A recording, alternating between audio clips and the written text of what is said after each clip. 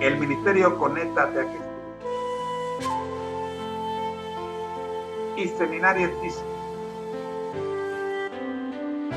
agradecen a La Verdad Ilustrada por la cortesía de presentar y permitir que todos seamos beneficiados con el siguiente material del capítulo 19 del Conflicto de los Siglos. Una profecía significativa, primera parte. Escuchemos.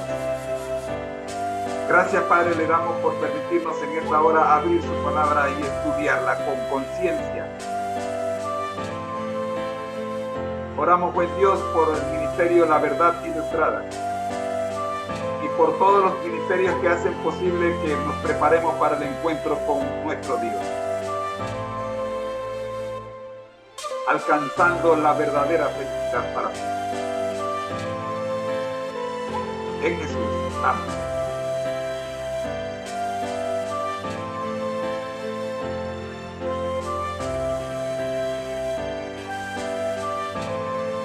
Un agricultor íntegro y de corazón recto, que había sido inducido a dudar de la autoridad divina de las Escrituras, fue el hombre especialmente elegido por Dios para la proclamación de la segunda venida de Cristo. Suscríbete a nuestro canal de YouTube. No olvides darle a la campanita para recibir una notificación para cuando subamos el próximo video. Guillermo Miller había batallado con la pobreza en su juventud, y así había aprendido grandes lecciones de abnegación.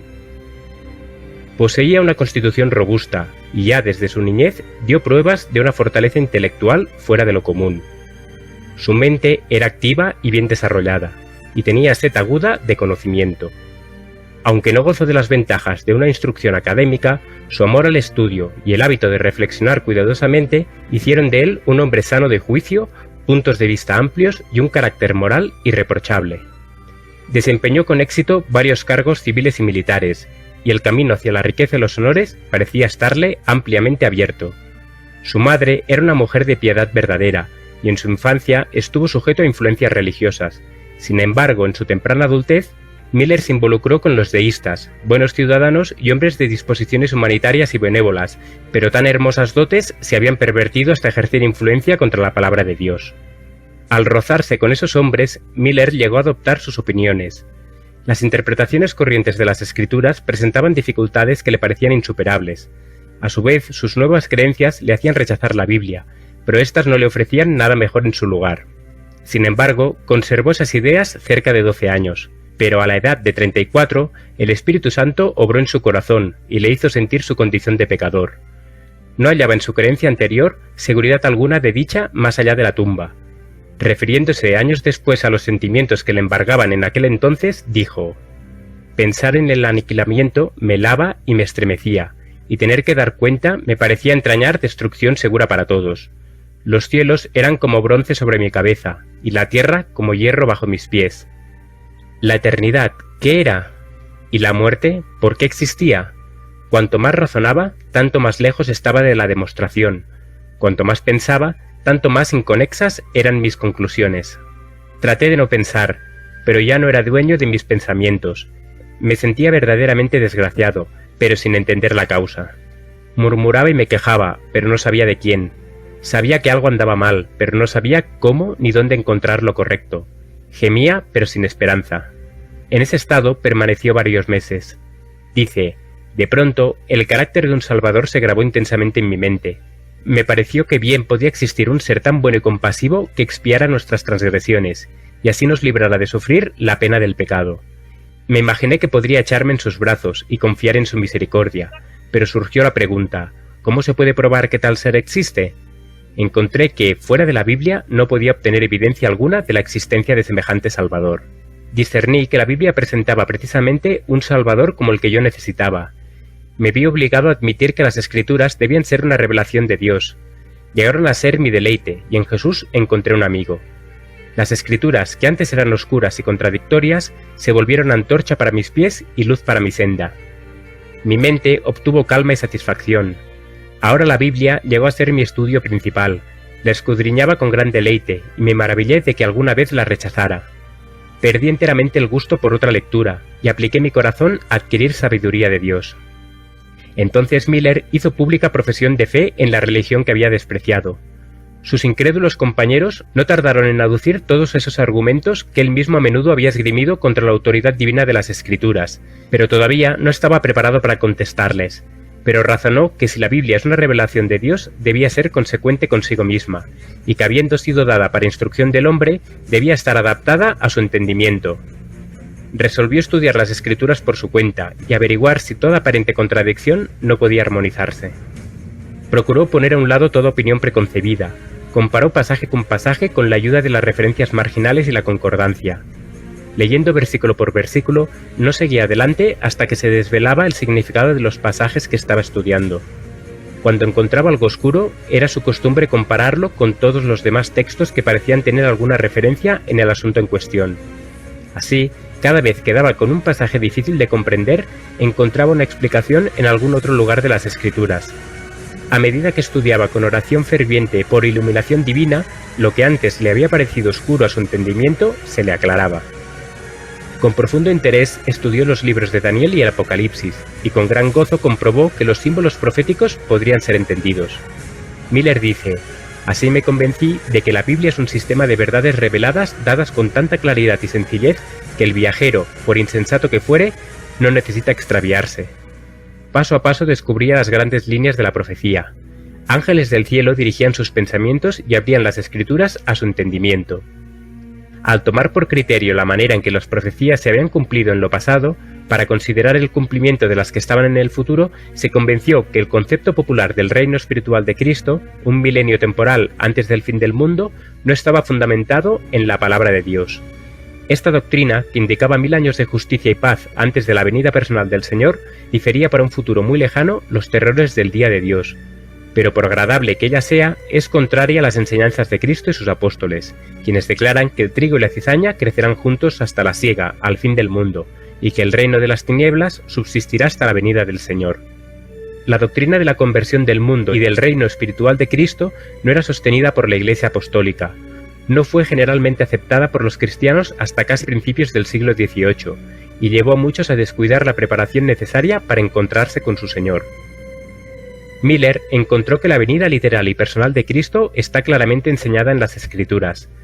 Pablo dice: el Señor mismo, con voz de mando, con voz de arcángel y con trompeta de Dios, descenderá del cielo. Y el Salvador declara: verán al Hijo del Hombre viniendo sobre las nubes del cielo, con poder y gran gloria.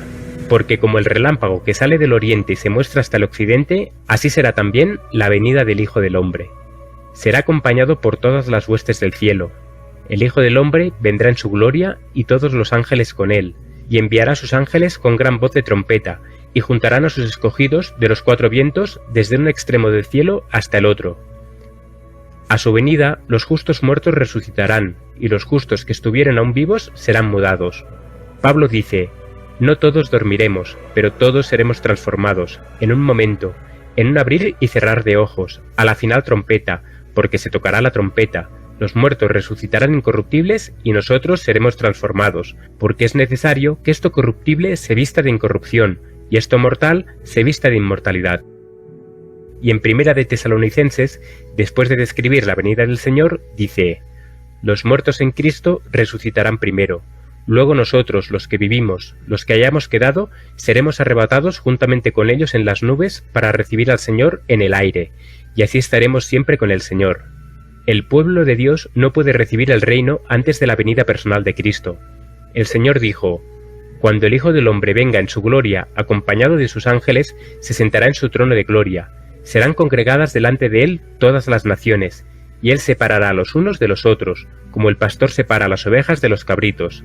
Pondrá a las ovejas a su derecha y a los cabritos a su izquierda. Entonces dirá el rey a los de su derecha: venid, benditos de mi Padre, recibid la herencia del reino preparado para vosotros desde la creación del mundo. Hemos visto en los pasajes citados que cuando el Hijo del Hombre venga, los muertos serán resucitados incorruptibles y los vivos serán transformados. Este gran cambio los prepara para recibir el reino, pues Pablo dice: la carne y la sangre no pueden heredar el reino de Dios, ni la corrupción hereda la incorrupción. En su estado presente, el hombre es mortal, corruptible, pero el reino de Dios será incorruptible y sempiterno. Por tanto, en su estado presente, el hombre no puede entrar en el reino de Dios, pero cuando venga Jesús, conferirá inmortalidad a su pueblo, y luego los llamará a heredar el reino, del que hasta allí solo habían sido presuntos herederos. Estos y otros pasajes bíblicos probaron claramente a la mente de Miller que los acontecimientos que generalmente se esperaba que se verificasen antes de la venida de Cristo, tales como el reino universal de paz y el establecimiento del reino de Dios en la tierra, debían realizarse después del segundo advenimiento. Además, Miller se vio forzado a concluir que el periodo fijado para la subsistencia de la Tierra en su estado actual estaba por terminar.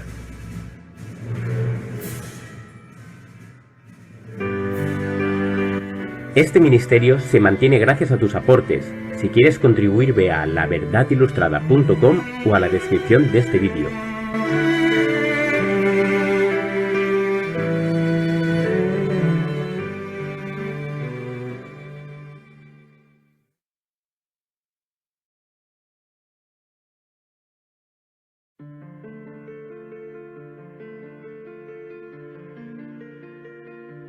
Guillermo Miller.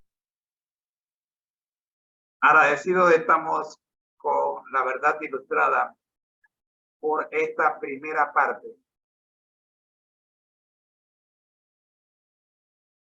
de el análisis del capítulo 19 del conflicto de los hijos.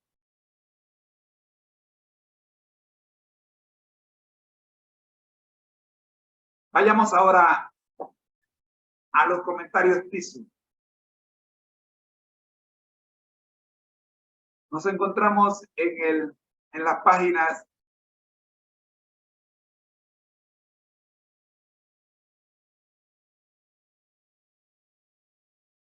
del capítulo 19, una profecía significativa.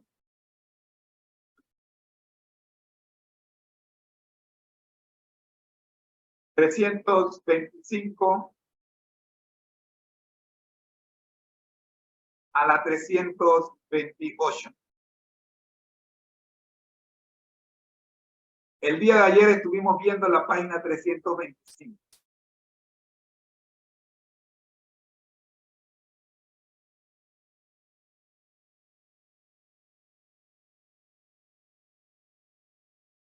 En esta página estuvimos analizando lo siguiente. Y sin embargo, Dios había mandado a su mensajero: haz que entienda la visión. Esa orden debía ser ejecutada. En obedecimiento a ella, el ángel poco tiempo después volvió a Daniel diciendo: ahora he salido para hacerte sabio de entendimiento. Entiende pues la palabra y alcanza inteligencia de la visión. Daniel 8:27. 8:16, 9:22 y 23 versión moderna.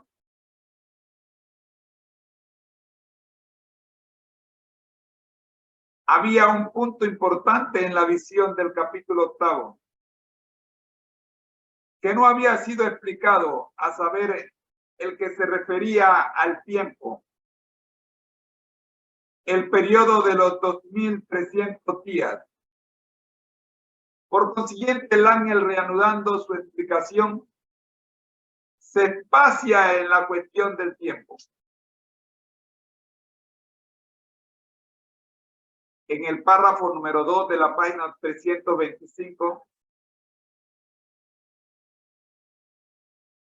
empieza el análisis de esta profecía. Aun cuando ayer lo presentamos, queremos repetirlo el día de hoy.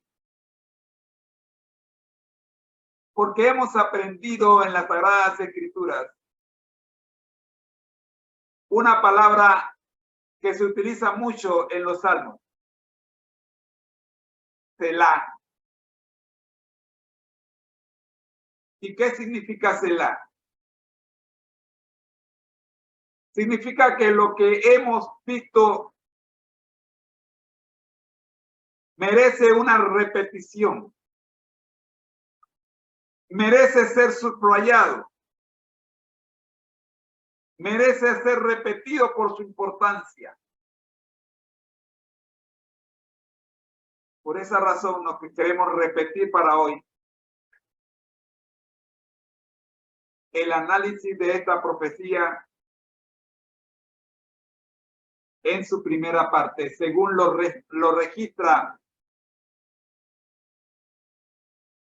el capítulo 19 del Conflicto de los Siglos, página 325. Y nos vamos a extender hasta la 326. Si el tiempo no nos permite, tocaremos el párrafo 1 de la 327. 70 semanas están determinadas sobre tu pueblo y sobre tu santa ciudad. Sepas pues y entiendas, dice el ángel,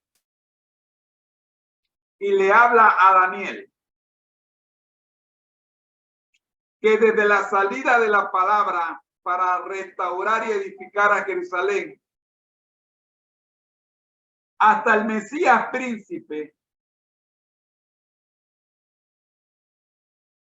habrá 7 semanas y 72 semanas.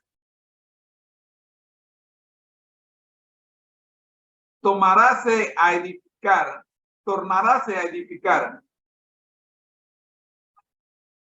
la plaza y el muro en tiempos angustiosos. Y después de las 62 semanas, se quitará la vida del Mesías. Y no por sí. Y en otra semana confirmará el pacto a muchos. Y a la mitad de la semana hará cesar el sacrificio y la ofrenda. Daniel 9, 24 al 27. Recordemos que Daniel estaba preocupado porque en el capítulo 8 y el versículo 14 se le habló de un tiempo, 2300 tardes y mañanas, lo cual lo dejó bien traumado. Como dice el comentarista deportivo Juan Carlos Tapia, se le aguaron las piernas. ¿Qué sucedía con esto? Daniel cayó al suelo. Pero el ángel del Señor recibe la orden de regresar a explicarle a Daniel lo que lo había traumado. Y aquí empieza el análisis.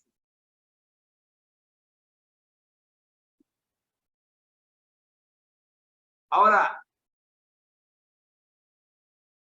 me gustaría estar en la cabeza de Daniel. Me gustaría haber estado en la cabeza de Daniel. Porque para nosotros que estamos leyendo la historia, nos es fácil entender lo que está pasando. Pero Daniel la estaba viviendo en carne propia. Daniel tenía grandes problemas. Se le estaba asignando un ministerio que él reconocía que estaba más allá de lo que había hecho anteriormente o hasta aquí. Por eso Daniel oró. Y lo interesante del capítulo 19 de Daniel es que dice que Daniel Antes que Daniel abriera su boca, ya estaba la respuesta en camino. El párrafo 3 de la página 325 del Conflicto de los Siglos sigue diciendo: el ángel había sido enviado a Daniel con el objeto expreso de que le explicara el punto que no había logrado comprender en la visión del capítulo 8.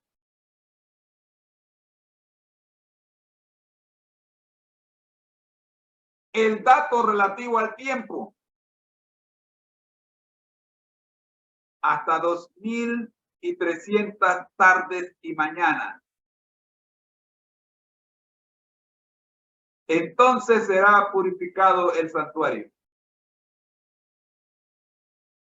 Después de mandar a Daniel que entienda la palabra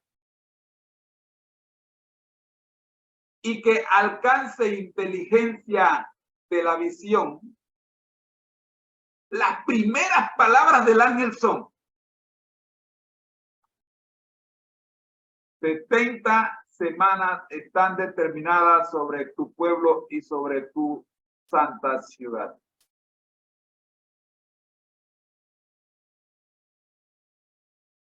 Yo me pregunto si Daniel era matemático. Muchos números hay aquí. Y aquellos que le asustan los números terminan diciéndole al Señor cuando escuchan esta profecía o cuando leen el libro de Daniel en este punto: Señor, yo no puedo entender esto, mejor cierran el libro y se van a otra parte. O escogen los sermones de amor, de amor, de amor, de amor, de amor, de amor. Y no quieren para nada tener nada con esto que es vital para su comprensión y salvación. Porque hay muchos números acá, le tienen miedo a los números. El ángel comienza: 70 semanas están determinadas sobre tu pueblo y sobre tu ciudad.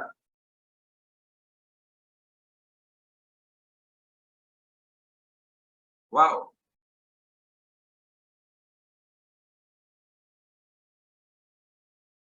En Génesis capítulo 6 nos encontramos con otra profecía que tiene que ver con tiempo. Jehová Dios llama a Noé. Vamos al capítulo 6 para leerlo textualmente.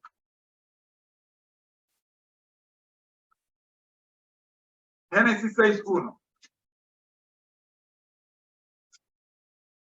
Aconteció que cuando comenzaban los hombres a multiplicarse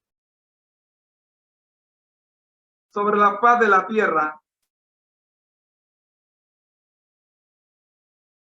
escucha esto, y les nacieron hijas.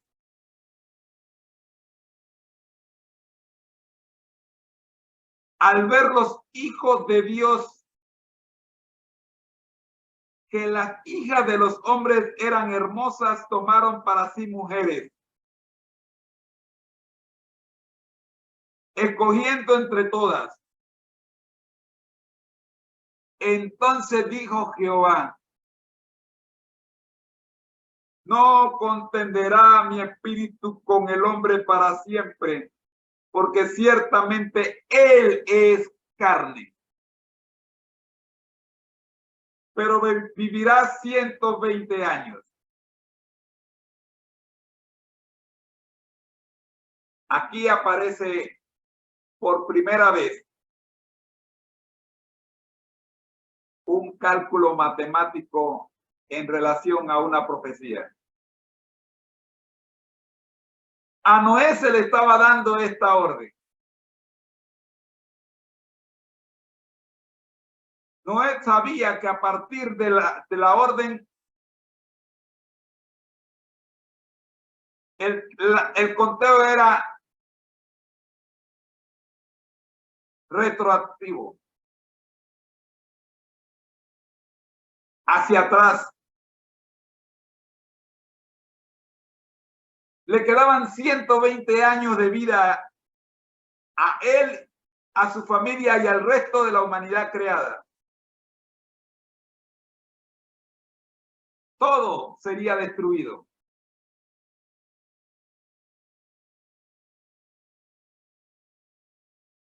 Dice el versículo siguiente que habían gigantes en la tierra en aquellos días. Y también después que se llegaron los hijos de Dios a las hijas de los hombres y les engendraron hijos. Estos fueron los hombres valientes que desde la antigüedad alcanzaron renombre. Vio Jehová que la maldad de los hombres era mucha en la tierra y que todo designio de los pensamientos de su corazón solo era de continuo al mal. Y se arrepintió Jehová de haber hecho al hombre en la tierra. Y le dolió en su corazón. Por eso dijo Jehová: borraré de la faz de la tierra a los hombres que he creado, desde el hombre hasta la bestia, y hasta el reptil, y las aves del cielo, pues me arrepiento de haberlos hecho. Pero Noé halló gracia ante los ojos de Jehová.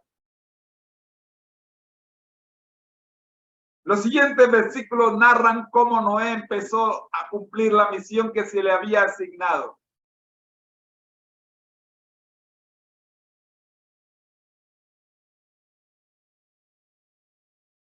Daniel se encontraba en la misma situación. Se le estaba asignando una misión y se estaba determinando el límite de tiempo para esa misión. 70 semanas están determinadas sobre tu pueblo y sobre tu santa ciudad. Hasta aquí nuestro análisis del capítulo 19 del conflicto de los siglos para el día de hoy. Amigos, te espero mañana para que estudiemos cómo se desarrolla esta profecía a la luz de Daniel y cómo se desarrolla la misma a la luz de nosotros desde el punto de vista del espíritu de profecía en el capítulo 19 del conflicto de los siglos. Soy su hermano en Cristo, José Moreno, y les invito a orar. Gracias, Señor, le damos por su conducción al analizar su palabra. Oramos, buen Dios, para que como en los días de Noé, no nos ocurra a nosotros. Y que la profecía del tiempo que ha sido determinada para nuestros días, para su cumplimiento en nuestros días, no nos sea una sorpresa y nos halle desprevenidos. Oramos para que podamos, oh Padre Santo, mantener la conexión con Jesús, pidiéndole por los que están conectados y los que se habrán de conectar. Por ese grupo de jóvenes y por ese grupo de personas de todas las edades, que en las distintas redes sociales donde estamos transmitiendo, durante el día encuentran un tiempo para estudiar estas grabaciones. Yo no conozco sus problemas, pero sé que usted sí los conoce. Llamo la atención, Señor, para que su voluntad sea hecha en cada uno de ellos como en la mía, en nuestra propia vida. Hágase, Señor, su voluntad en todos nosotros. Lo pedimos Padre, del Hijo y del Espíritu Santo. Amén. Sea hecha la voluntad de Dios y usted también, mi querido hermano. Soy su hermano José Moreno y les deseo que pasen un feliz día en nombre de mi esposa y de todo el grupo Conéctate a Jesús. Bendiciones.